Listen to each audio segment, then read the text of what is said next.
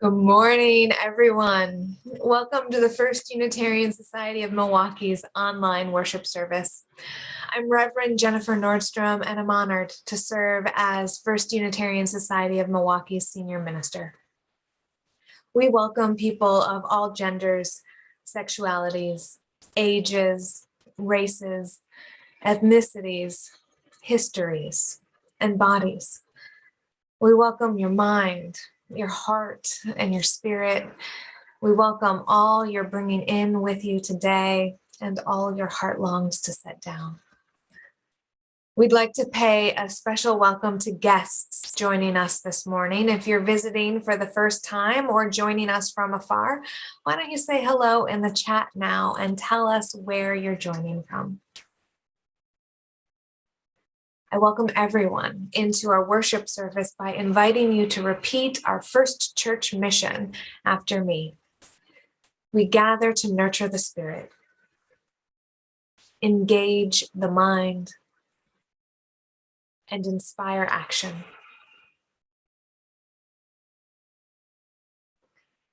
Our opening words this morning are the poem Essential Gratitude by Andrea Podos. Essential gratitude. Sometimes it just stuns you like an arrow flung from some angel's wing. Sometimes it hastily scribbles a list in the air.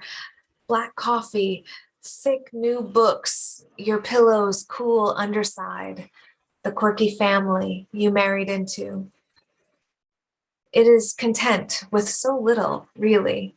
Even the ink of your pen along the watery lines of your dime store notebook could be a swiftly moving prayer. Let's go now to our beloved sanctuary to light the chalice, the symbol of Unitarian Universalism.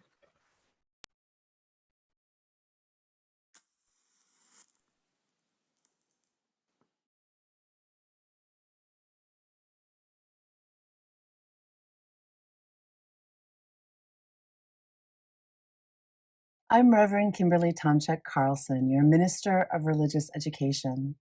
And the story I have for you today is called Snow, and it's by Yuri Shulevitz. The skies are gray, the rooftops are gray, the whole city is gray. Then, one snowflake. It's snowing, said boy with dog. It's only a snowflake, said grandfather with beard. Then, two snowflakes. It's snowing, said boy with dog. It's nothing, said man with hat. Then, three snowflakes. It's snowing, said boy with dog. It'll melt, said woman with umbrella. A few snowflakes float down and melt. But as soon as one snowflake melts, another takes its place. No snow, said the radio. No snow, said television. But snowflakes don't listen to the radio. Snowflakes don't watch television. All snowflakes know is snow, snow, snow.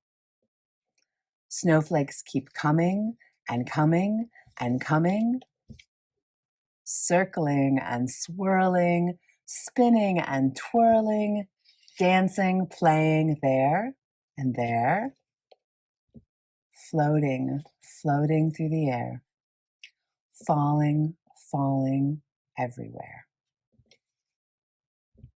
And rooftops grow lighter and lighter. It's snowing, said boy with dog. The rooftops are white. The whole city is white. Snow, said the boy. The end.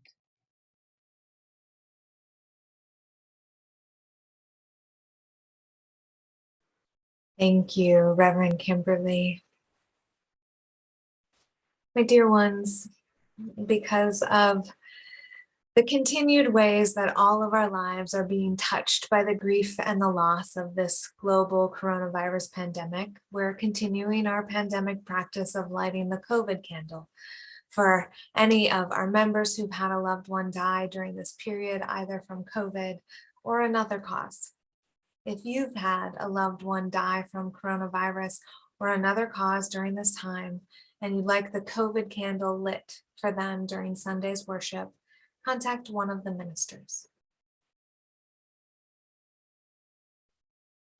Jean Marie Carlson Adams, mother-in-law of Reverend Kimberly Tomczyk Carlson, our Minister of Religious Education, died early in the morning of November 24th at the Hospice House facility of Kenosha after a long struggle with Parkinson's.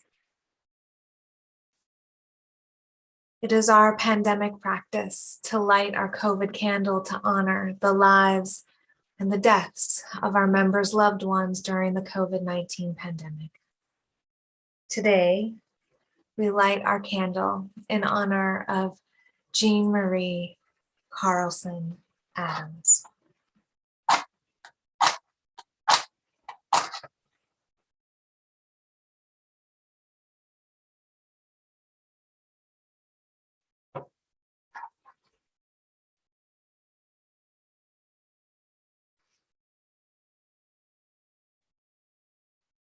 As we enter into our time of shared meditation, which will be followed by silence, followed by the song Spirit of Life, I just invite you to take a moment to be present to your body. Whatever that means to you, try to find some place of comfort in it. Maybe that is in your breath. Maybe you can follow your breath as it moves in and out of your body and let it bring you into being here and now. Or maybe you can find comfort in your feet or your sit bones grounding you in the earth or the seat beneath you. Or maybe you can find comfort in the very top of your head, connecting up into the air and all that is. Take a moment. Find a place of comfort and strength in your body right now.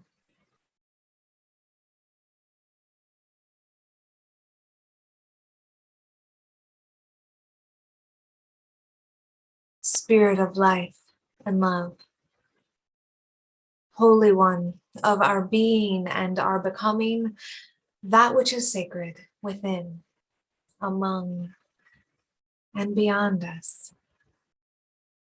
Help us remember gratitude for the small joys of life. May we notice the things that bless our days with pleasure, a warm cuppa in the morning, the smell of pine, one snowflake, a pet pressed against our body, a loved one's smile. May we take these joys into our being, sight and sound and taste and smell.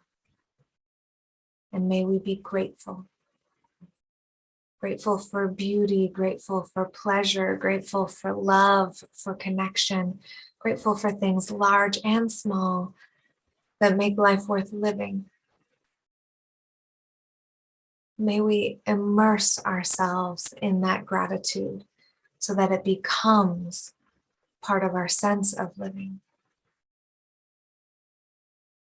May it be so, and amen.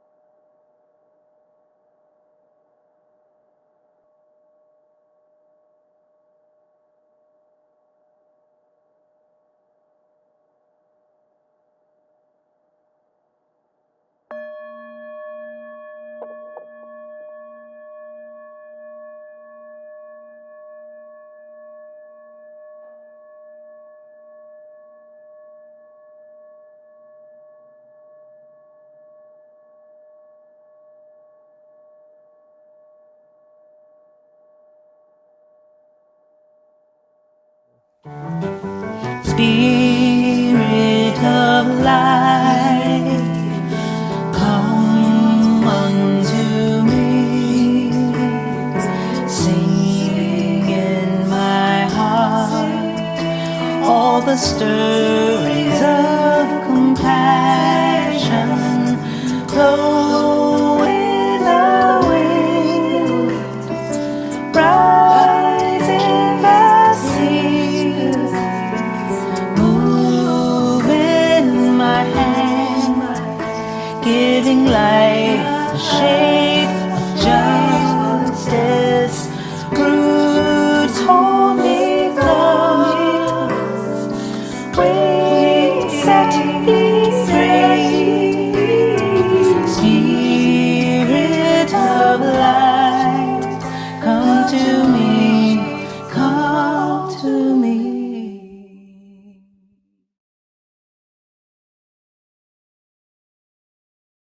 Good morning. My name is Paul Kosadowski, and I'm happy to be your worship associate today. I'd like to share a poem with you. It's a poem about joy and how it can materialize in the most simple surroundings, and how it can coexist in mysterious ways with sadness. It's called First Song, and it's by the American poet Galway Kinnell. Then it was dusk in Illinois. The small boy, after an afternoon of carting dung, hung on the rail fence, a sapped thing, weary to crying. Dark was growing tall, and he began to hear the pond frogs all calling on his ear with what seemed their joy. Soon their sound was pleasant for the boy, listening in the smoky dusk and the nightfall of Illinois. And from the fields, two small boys came bearing cornstalk violins, and they rubbed the cornstalk bows with rosins, and the three sat there scraping of their joy. It was now fine music the frogs and the boys did in the towering Illinois twilight make, and into the dark, in spite of a shoulder's ache, a boy's hunched body loved out of a stalk, the first song of his happiness. And the song woke his heart to the darkness and into the sadness of joy.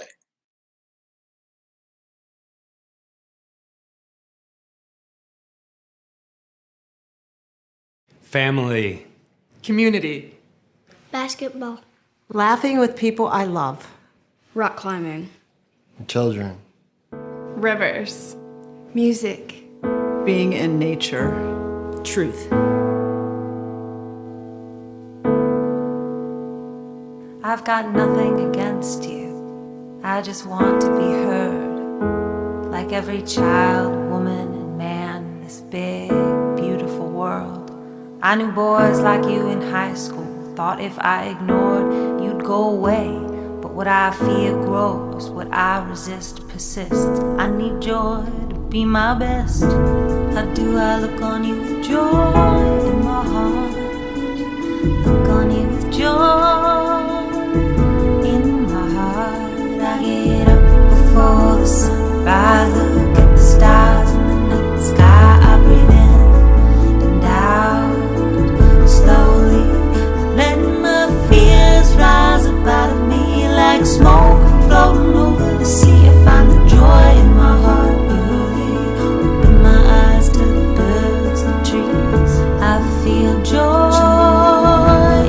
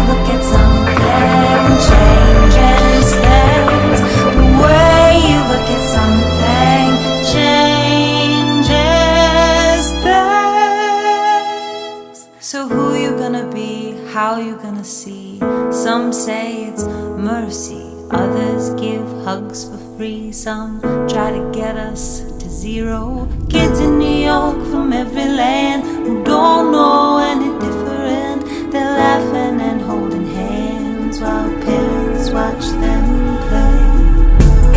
With joy in their hearts, joy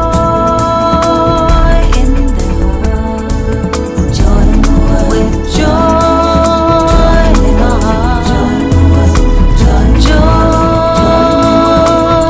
in our hearts, joy in the world, joy in the world, joy in the world. Get up before the sunrise, look at the stars in the night sky. I breathe in and out slowly.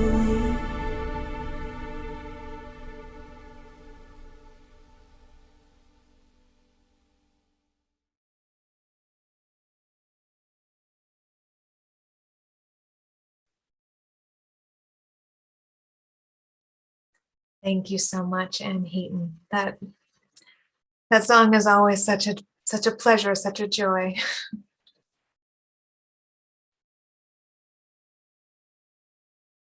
In April of 2020, Max Fisher wrote an article for the New York Times column, The Interpreter, wondering what our first pandemic winter would feel like. Running into our second one here now, I noticed how my reactions this year are different than they were last year. The fear I was holding in my body last year was so much bigger, and my coping mechanisms were a lot more frantic. But back in April of last year, of 2020, Fisher was looking for answers, for a map, for a pathway to survival. And he found it in a surprising place, in joy. Fisher interviewed the artist Velibor Bosovic about Bosovic's experience living through the siege of Sarajevo in the 1990s. During the Bosnian War, Sarajevo was under siege for nearly 4 years, from April of 1992 to February of 1996. It was the longest siege in modern history.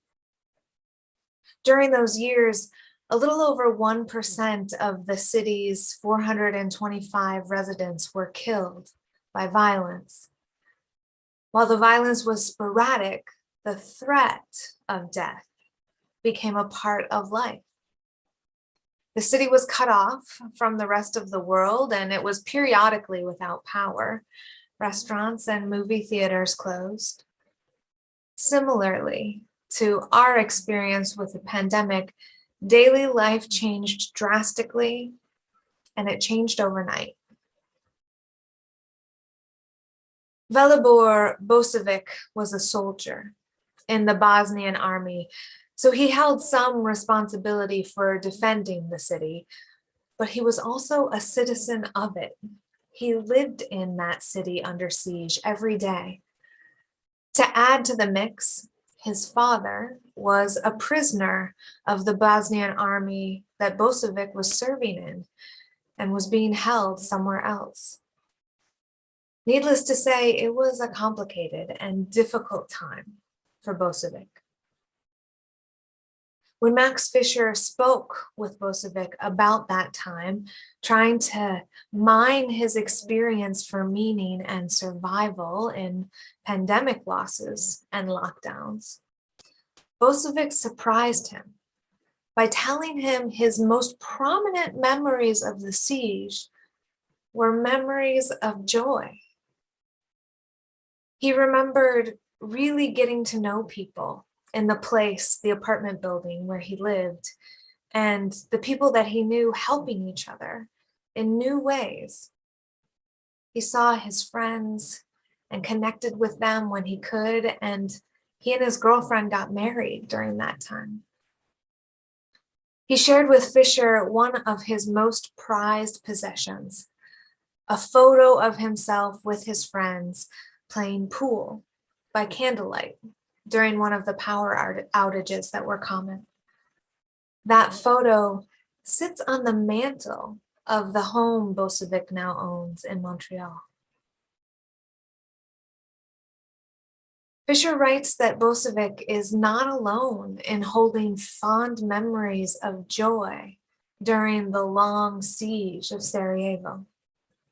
Many others have shared moments of connection by candlelight or times watching VHS tapes at home with small groups of friends when there was electricity.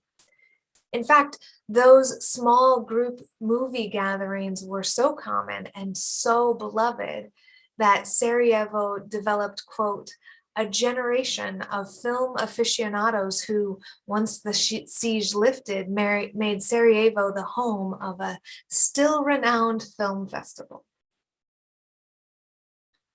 Bosevic told Fisher, "When I remember the siege now, I always remember the good moments. We had some fun, because otherwise we would all go completely mad." Joy. It helps us make it through the hard stuff. It gives us the nourishment we need to keep going.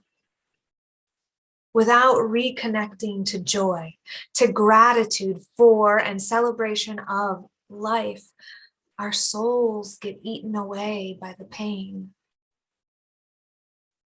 Pain is an inevitable part of living in a world that includes brokenness. So we need to consciously care for our souls with the tonic of joy.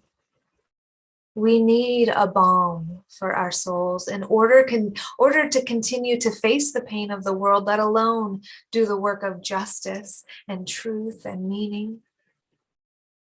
Joy is a spiritual practice, and it serves the well-being of our souls, but also our relationships, our churches, our movements, and the world. Joy causes physiological changes in the way that we experience our very bodies. It makes us feel lighter. It makes movement feel easier. It actually reduces pain.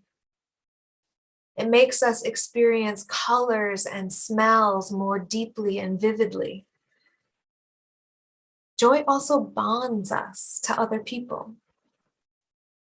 It helps us feel connected to other people, and because of those increased feelings of connection, it makes us more inclined to do good for the world.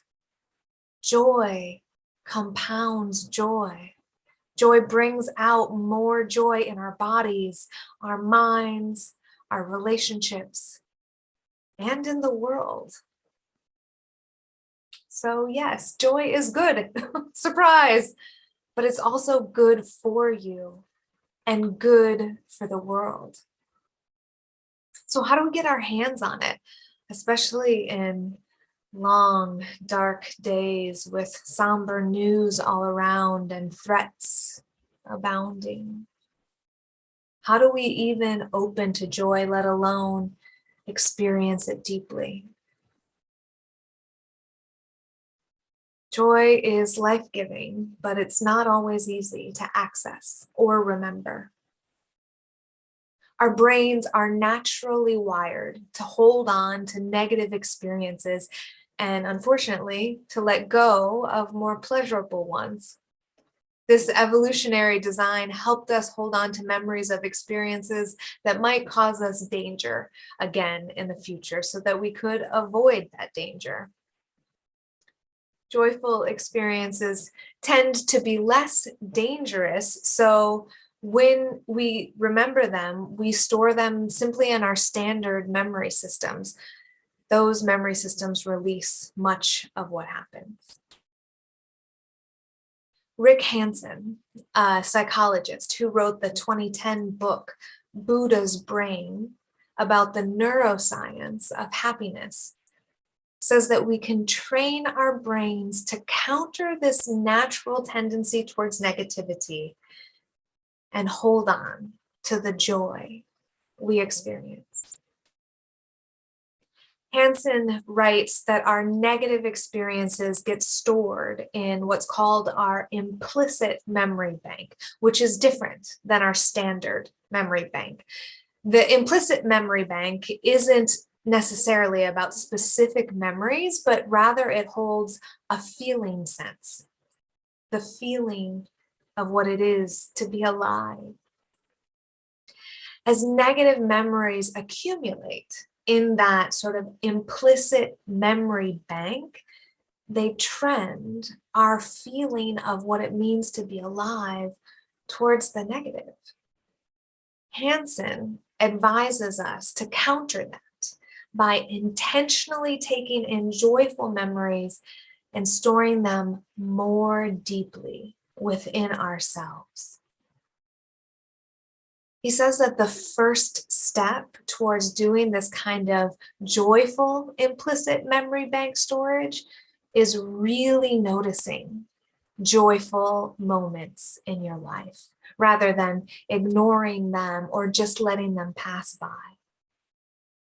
You can do this by just bringing your attention to the good stuff, whether it's a sunset or the snow falling, like in our Time for All Ages story this morning, or in the frogs croaking their evening song, like the poem by Kinnell. Just noticing the thing that brings you joy. And then the second step is to take the joy in, to really bask in the experience of the sunset or the snow or the frogs. Hansen says that 20 or 30 seconds of basking is plenty. Usually we only experience pleasure for a couple of seconds. To get up to pleasure banking, that place where we can incorporate joy into our sense of how it feels to be alive, we only need to increase our awareness of it to half a minute. Half a minute, a few times a day, very doable, right?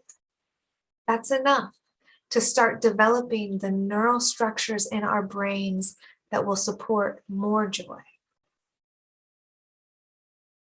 By bringing our attention to joy and then basking in it, we're increasing the number and the thickness of our brain's neural pathways to joy, which increases the speed and ease with which we will access joy in the future. Because our brains have what's called plasticity, we can change them through practice, through intention. We create and maintain neural pathways through our thoughts, and we can change those pathways through changing our habitual thoughts. We can deliberately expose ourselves to the things we know bring us joy, and then we can store that joy in ourselves by paying attention to it and deliberately basking in it when it comes.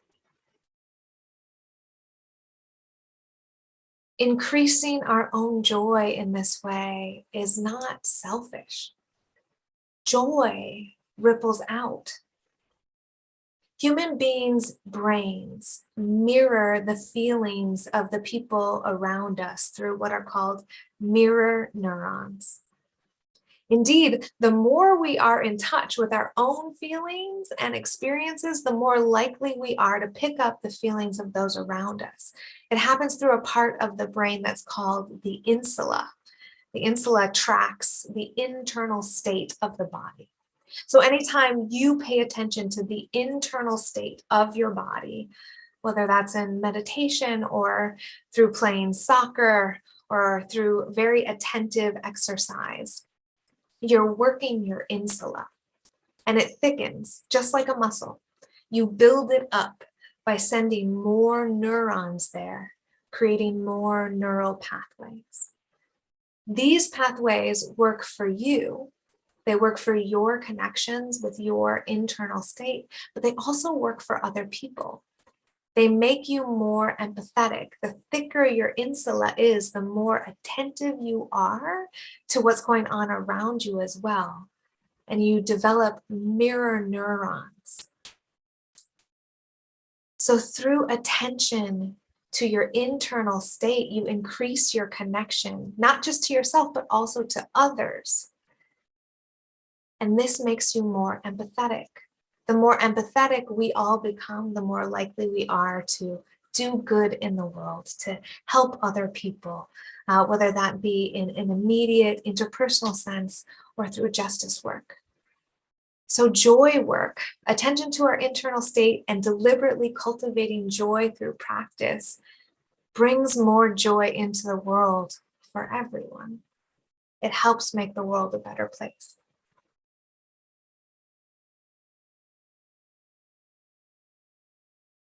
In a letter to her editor and friend, the Unitarian minister, T.W. Higginson, Emily Dickinson advised Higginson to, quote, find ecstasy in life.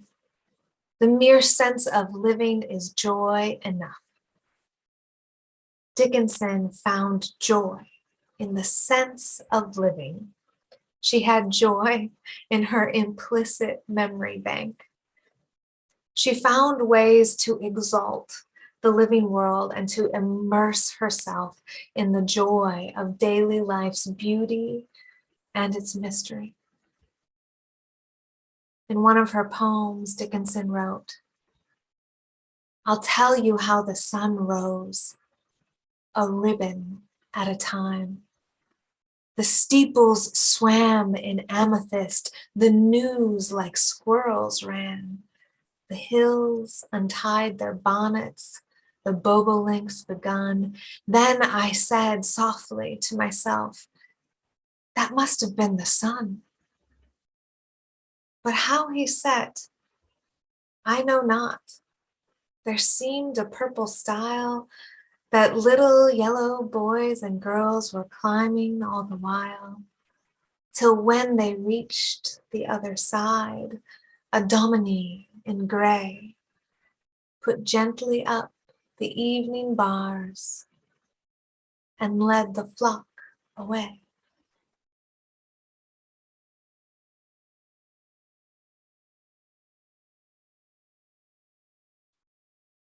What brings you joy?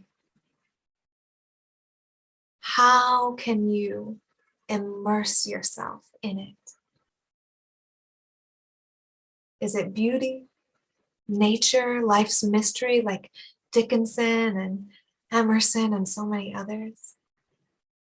Is it music and dance, that beautiful music brought to us by Anne Heaton, the movement of your body or a score that makes your heart swell? Maybe it's laughing with friends or family, comedy or just life's foibles that brings you joy, the music of the vibration of joy in the body. Maybe it's creative play, making, or imagining, or running, jumping, climbing. Take a moment now and picture a little piece of something that brings you joy.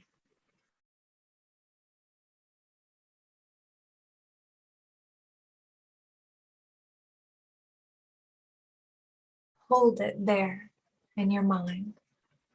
Whatever that joyful thing is, feel it. Feel the pleasure. And bring it into yourself. Let it settle deep within you. Imagine the joy weaving into you, becoming a part of who you are. Imagine storing it in your sense of being alive. This joy that you know is part of what you know about being alive.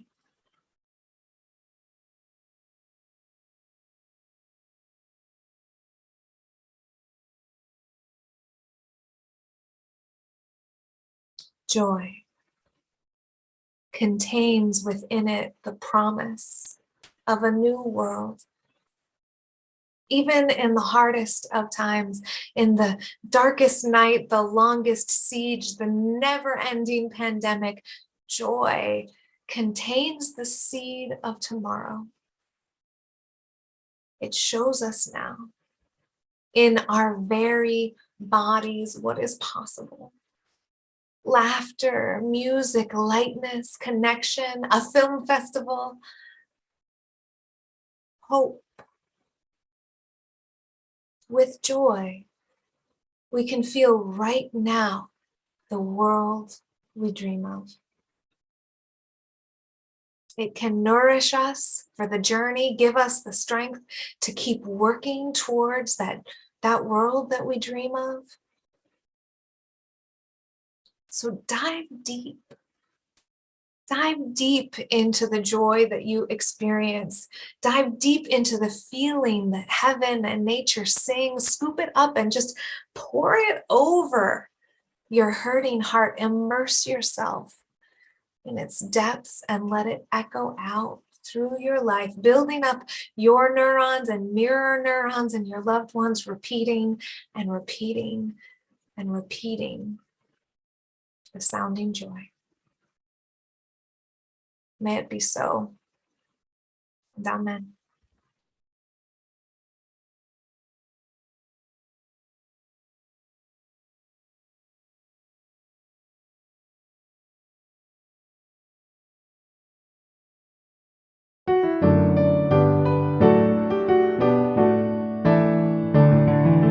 Joy to the world, the Lord is come. Let earth receive her King.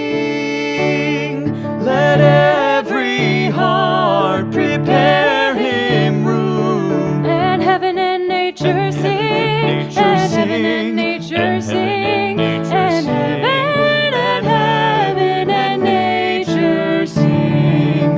Joy to the earth, the Savior reigns. Let all their songs employ. While fields and floods, rocks, hills and plains, repeat the sounding joy. Repeat the sounding joy. Repeat the sounding joy. He rules the world with truth and grace, and makes the nations prove The glories of his righteousness and wonders of his love, and wonders of his love, and wonders of his love.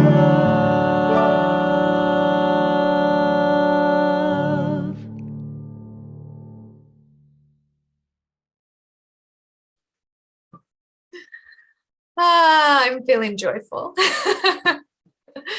Thank you for that. And thank you all so much for your generosity. As you know, pledges are at the core of our congregation's spiritual practice of generosity.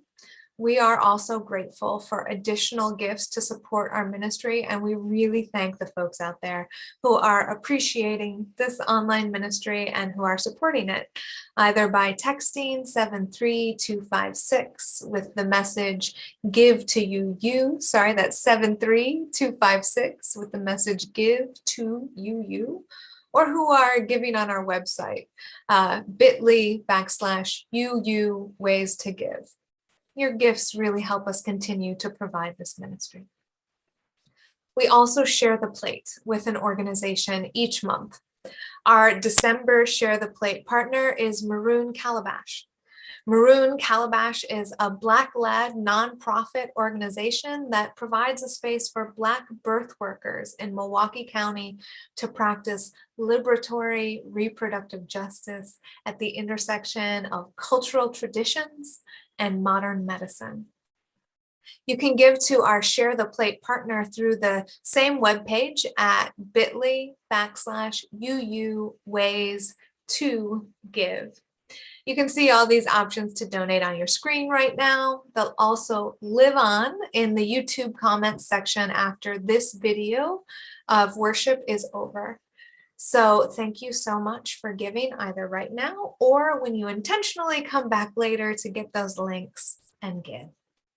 Your support keeps us and our community partners going. Thank you so much. Our closing words today are a poem from Nayyirah Waheed's 2013 book of poetry entitled Salt. Do not choose the lesser life. Do you hear me? Do you hear me? Choose the life that is yours. The life that is seducing your lungs, that is dripping down your chin. May it be so, and amen.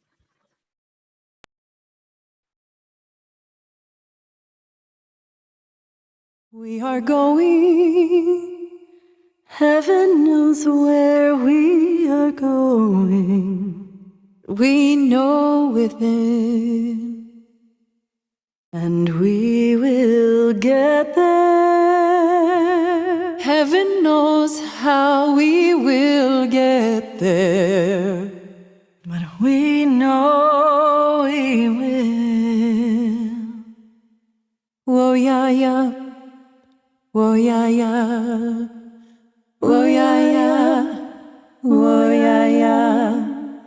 Whoa, yeah, yeah. Whoa, yeah, yeah. Whoa, yeah, yeah. Whoa, yeah, yeah. We are going.